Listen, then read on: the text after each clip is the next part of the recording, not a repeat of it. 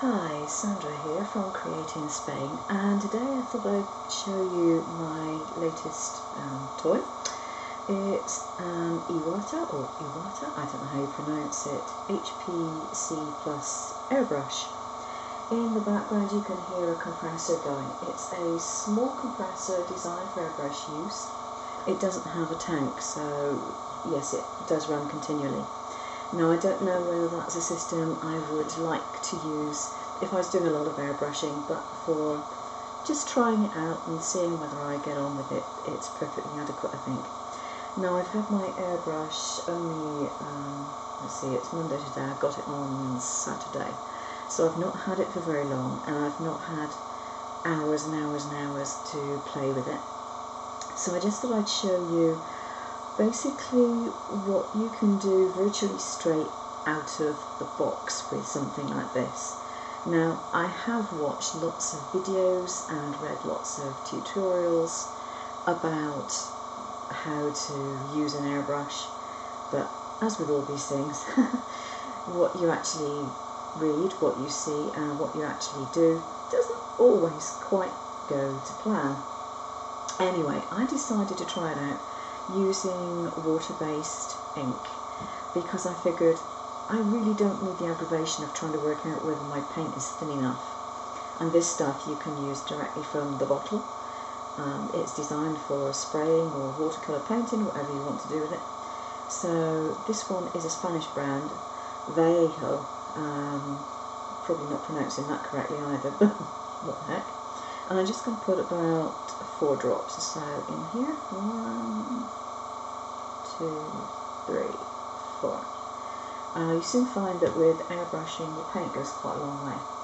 I've set my compressor to about 15 psi. Now, I don't know if you can see it easily, but this particular airbrush has an adjustment here for the paint control.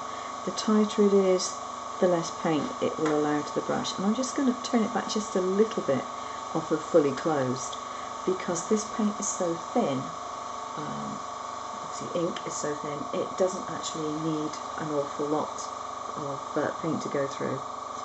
So to operate this, and it's a what they call a dual system, you press down for air, you hear the air coming out, and you pull back for paint. And as you can see, I made a nice little spider there. That's because the paint is very, very thin and I applied too much of it. But you can literally just very, very, very slight pullback on the lever and you can get dots. To do lines, you're supposed to put your air on, and while moving, draw a line, take your air off while still moving. This takes some getting used to, but that's how you avoid getting what I call tap holes, which is where you just do it straight away. Actually, it didn't do it then. I've got tap hole at the other end. But that's how you're supposed to do it. Air on, do your line, air off while you're still moving. So I have at least managed to master how to do lines to a certain extent. The closer you go to your paper, the finer the line that you can do. And I'm gradually easing off the paint, but because it's very, very thin, it would be very difficult for me to do a very visible thin line. Just about. There you go. If I go closer, you can see how fine that line is. It's very, very, very, very little ink. And if you're really clever, you can actually write your name and do it properly. That is so very faint. I have tried cleaning the airbrush out, and I have to admit I don't find it particularly difficult. I found a video online which I will try and find a link to, and it was by someone who had worked as an Iwata technician, and they showed how to take the airbrush apart and how to clean up using nail polish remover. And I happen to have nail polish remover not because I wear nail polish, but because I use it for other artistic reasons. So that's what I've used to clean my airbrush out, that and water, and it's been fine. And I'm a neat freak regards keeping things neat for my airbrush, because I know you're not supposed to get it bunged up and keep it bunged up because it stops working. I've made sure that I've got mine clean. So we've got squiggles, fine lines. If you want bigger dots, you go further away and then pull back on the paint, like so. If you do it from a long distance away, you can get general cover. And just see that going pink. Alright.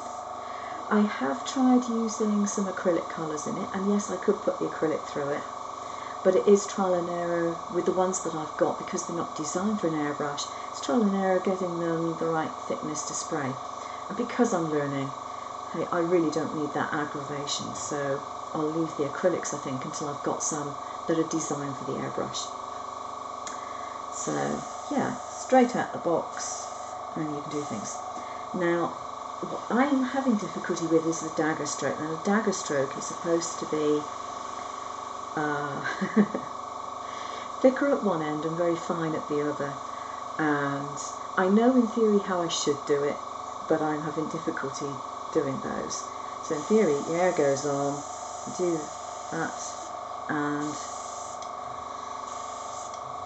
nope, that didn't work. As you can see, I definitely need to practice my dagger strokes. But general lines and things, yes, I don't have a problem with that.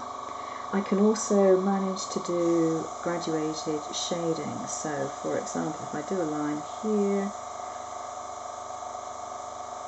I can pull back so that it is graduated. So, yeah, even from scratch, it's possible to use an airbrush and get basic control of it. I'm going to take an awful lot of time to get really proficient at it, but I do hope to show you some airbrush projects in the future. Okay, that's it. It's just a quick one on my new toy, and I hope you found it interesting. Thanks for watching. Bye bye.